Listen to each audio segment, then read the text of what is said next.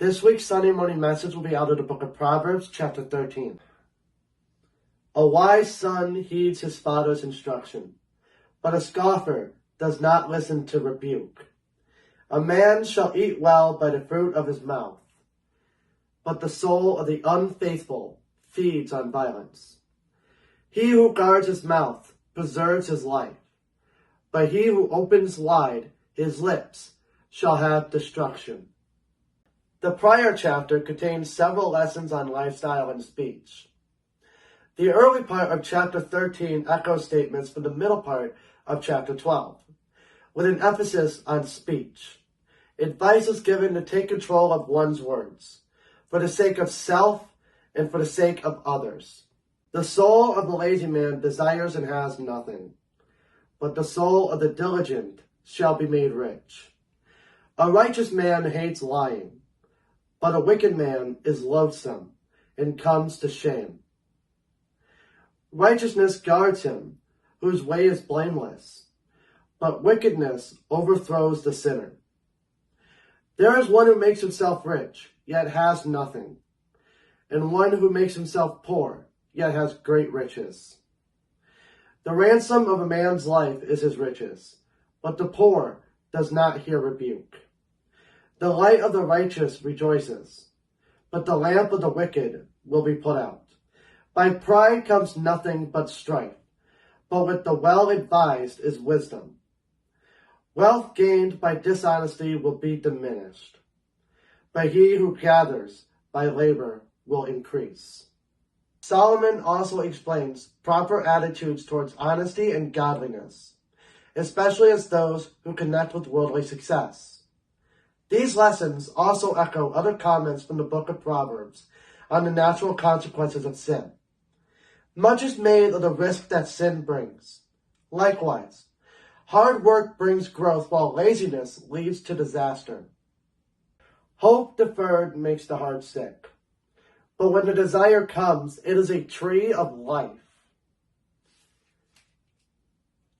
He who despises the word will be destroyed, but he who fears the commandment will be rewarded. The law of the wise is a fountain of life, to turn one away from the snares of death.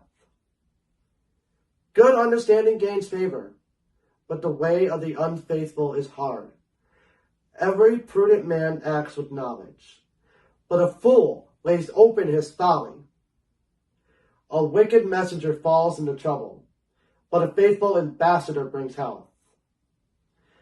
Poverty and shame will come to him who disdains correction, but he who regards a rebuke will be honored. A desire accomplished is sweet to the soul, but it is an abomination to fools to depart from evil. He who walks with wise men will be wise, but the companion of fools will be destroyed. Evil pursues sinners, but to the righteous good shall be repaid. A good man leaves an inheritance to his children's children, but the wealth of the sinner is stored up for the righteous. Much food is in the fallow ground of the poor, and for lack of justice there is waste. He who spares his rod hates his son, but he who loves him disciplines him promptly. Good sense, coming from godly wisdom, tends to lead to a better reputation and better success. Parallel to that, befriending godly people is much better than associating with those who reject God. Discipline, both from God and toward one's own children, is a good thing, when done properly. In all these things, godly contentment is a good thing. The last section of this chapter includes references to companionship, taking advice, justice, and the consequences of sin.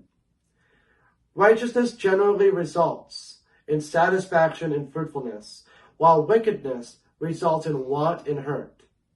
Deep down, we all know that. The righteous eats to the satisfying of his soul, but the stomach of the wicked shall be in want.